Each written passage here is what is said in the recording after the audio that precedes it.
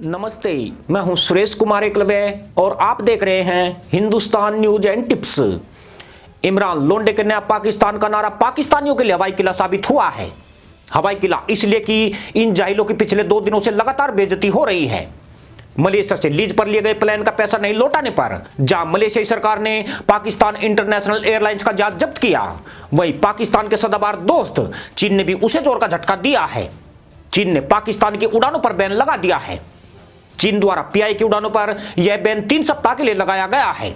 बताया जाता है कि पाकिस्तान से चीन जाने वाले 10 पाकिस्तानियों की कोरोना नेगेटिव रिपोर्ट फर्जी पाई गई है। चीन में उनकी जांच रिपोर्ट पॉजिटिव आई है। उसके बाद चीन एक्शन में आया और उसने पाकिस्तान से आने वाले विमानों को ही बैन कर दिया। इसका मतलब यह है कि गद्दारी और मक्कारी के मामले में यह जाहिल अपने बाप के भी सगे नहीं निकले। हैरत की बात यह है कि 2 दिन से लगातार होने वाली अंतर्राष्ट्रीय बेइज्जती के बाद भी यह गधैया नृत्य कर रहे हैं। चीन और मलेशिया दोनों ही देश पाकिस्तान के सबसे करीबी माने जाते हैं। इसके अलावा तुर्की, जिसकी दोस्ती की कस्में खाना पाकिस्तान में आम है, उसने भी इस मदरसा मुल्क को कर्ज देने से इंकार कर दिया था। सिर्फ इतना ही नहीं, तुर्की ने अवैध रूप से अपने देश में घुसे टोपीबाजों को ठोक बजाकर वापस पाकिस्तान का रास्ता दिखाया था। ये पाकिस्तानी तुर्की में अपराध और भीख के धंधे में लिप्त थे। अभी भी 2000 से ज्यादा पाकिस्तानी तुर्की की जेलों में बंद हैं, जिन्हें वापस लेने के लिए तुर्की प्रशासन पाकिस्तान पर दबाव बना रहा है। सऊदी अरब भी पाकिस्तान पर अपना कर्ज लौटाने के लिए लगातार प्रेशर बना रहा है। सऊदी के $3 अरब कर्ज में से पाकिस्तान अभी तक $2 अरब ही लौटा चुका है। उसने यह कर्ज भी चीन से इमरजेंसी उधार लेकर चुकाया है। उधर संयुक्त अरब अमीरात को भी इसी महीने $1.5 अरब पाकिस्तान को चुकाना है। मगर जिस तरह पाकिस्तान के विमान जब्त हो रहे हैं, उससे यह मदीने की रियासत नहीं भिखारियों की रियासत नजर आती है, जिसके तमाम तहमद छाप तशरीफ उठाऊ गिराव करके अब बनेगा नया पाकिस्तान का नारा लगा रहे हैं। पर असली मार तो खुद इमरान खान इन जाहिलों को लगाने वाले हैं। 3 महीने पहले ट्वीट करके भारत से भी सस्ता तेल पाकिस्तानियों को बेचने वाले इमरान लोंडे ने एक ही झटके में तेल के दाम बढ़ाकर पूरे पाकिस्तान में हाहाकार मचा दिया है। कोरोना वायरस के चलते आर्थिक संकट में इंशाअल्लाह करते लोगों के लिए हालात और ज्यादा मुश्किल होने वाले हैं। शुक्रवार को पाकिस्तान में पेट्रोल की कीमत में तेज बढ़त हुई है। पेट्रोल की कीमत ₹3.20 बढ़त के साथ यह ₹109.20 प्रति लीटर पर आ गया है। इसके अलावा केरोसिन की कीमत में ₹3 प्रति लीटर और लाइट डीजल में ₹4.42 की बढ़ोतरी से मदरसा पैदाइश में तौबा तौबा हो रही है। आपको बता दें कि टिड्डों के हमले से फसल को भारी नुकसान से पाकिस्तान को खाद्य संकट का सामना करना पड़ रहा है। यहाँ गेहूं के दाम ₹65 प्रति किलो पर पहुंच गए हैं, जबकि आटा ₹70 से ₹75 प्रति किलो पर जा पहुंचा है। दलहन और सब्जियों के दाम भी आसमान छू रहे हैं। ऐसे में डीजल पेट्रोल के दाम बढ़ने से यह महंगाई नए रिकॉर्ड बना सकती है। सरकारी आंकड़ों के मुताबिक पाकिस्तान में महंगाई दर 11% के करीब है, जबकि गैर सरकारी आंकड़ों में यह 21% तक पहुंच चुकी है। खास बात यह है कि पाकिस्तान का आयात घाटा लगातार बढ़ रहा है। पिछले 8 महीने के दौरान पाकिस्तान का निर्यात सिर्फ 24% ही रहा है, जबकि उसने 2019 के मुकाबले 16% से अधिक आयात किया है। वह भी तब जबकि उसके खजाने में $11 अरब ही बचे हुए हैं। पिछले साल जनवरी में उसका विदेशी मुद्रा भंडार $8 अरब पर आ गया था, मगर चीन सऊदी से लिए कर्ज की बदौलत उसने इसमें इजाफा किया है।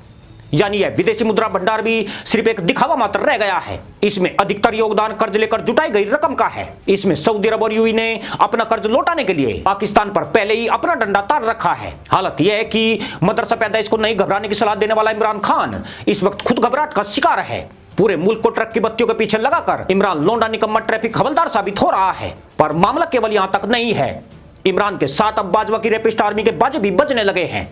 उत्तरी वजीरिस्तान में कथित आतंकियों के नाम पर निर्दोष मुसलमानों को मिटाने के लिए कल यहां पाक फौज के 3 जवान हुरों की खोज में भाग गए। इस कार्रवाई में 2 निर्दोष फ्रीडम फाइटर भी शहीद हुए हैं। बलूचिस्तान में 14 से ज्यादा बलूचों को पाक आर्मी ने गायब कर दिया है, जिनमें 2 लड़की समेत एक बलूच महिला भी शामिल है। खास बात यह है कि पाकिस्तानी सेना ने यह सैन्य अभियान उस वक्त शुरू किया है जब 20 जनवरी को अमेरिका में सत्ता हस्तांतरण होने वाला है। संभवतः यह नवनिर्वाचित राष्ट्रपति जो बाइडेन को खुश करने की कोशिश है।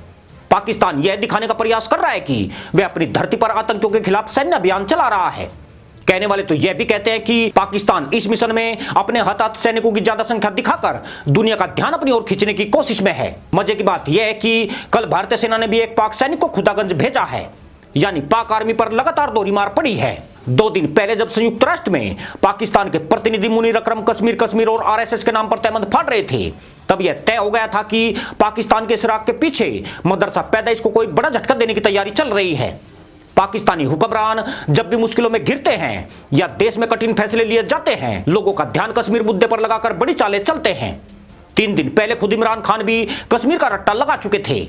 ऐसे में महंगाई और गरीबी में तशरीफ रगड़ती जाहिल कौम पर पेट्रोल के दाम बढ़ाकर एक और वज्रपात कर दिया गया। हैरानी की बात यह है कि पाकिस्तान में व्याप्त मुल्ला तंत्र तमाम नाकामियों और अंतर्राष्ट्रीय बेइज्जती के बावजूद भी अभी भी इस गफलत में है कि पाकिस्तान की दुनिया में कोई साख है, अभी तब जबकि खुद उसके करीबी देश ही उसे झटके पर झटके दे रहे हैं। मलेशिया में विमान छिन जाने के बाद पाकिस्तानी आरोप लगा रहे हैं कि यह सब कारगुजारी भारत के द्वारा करवाई गई है। इन लोगों का तर्क है कि पीआईए द्वारा लीज पर लिया गया प्लेन वियतनामी कंपनी का था। कोरोना वायरस महामारी के दौरान पीआईए की उड़ानें नहीं हो पाई। उसके फर्जी पायलट कांड की वजह से भी यूआई, यूके, यूरोप और यूएसए ने उसके ऊपर बैन लगा दिया। इस वजह से पीआईए वक्त पर किस्तें नहीं दे सका, जिसके बाद वियतनाम ने पीआईए पर मुकदमा कर दिया और मलेशिया में स्टे ऑर्डर लेकर विमान से टोपीबाजों को लात मारकर निकाल दिया। भारत और वियतनाम के गहरे रिश्तों को पाकिस्तान की बेइज्जती का जिम्मेदार ठहराकर ये जाहिल अपनी इज्जत बचाने का रास्ता तलाश रहे हैं। मगर यह भिखारी मुल्क भूल रहा है कि विमान की किस्तें देने के लिए जब इनके कटोरे में धेला नहीं है तो इनका ऐसा असर होना लाजमी है। पर लगता यूं है कि अपनी नाकामियों का ठीकरा लगातार भारत पर फोड़ने के बावजूद इमरान के नया पाकिस्तान की मुश्किलें कम नहीं होने वाली है। विपक्षी दलों द्वारा इमरान सरकार के विरुद्ध बना गठबंधन पाकिस्तान डेमोक्रेटिक मूवमेंट के हाथ में पीआईए के रूप में नया मुद्दा आ गया है। इस मामले पर उन्होंने इमरान खान की घेराबंदी शुरू कर दी है। इसका मतलब यह है कि जनता का ध्यान कश्मीर पर केंद्रित करने के इमरान और रैपिस्ट आर्मी के सारे पैंतरे असफल हो गए हैं।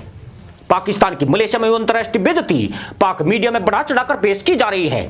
हैरानी की बात यह है कि इस घटना पर पाकिस्तान की सरकार का कोई नुमाइंदा तक सफाई देने तक सामने नहीं आया है, जिससे यह मामला लगातार तूल पकड़ता जा रहा है। रही सही कसर चीन द्वारा पीआईए के देश में घुसने पर लगी पाबंदी ने पूरी कर दी है।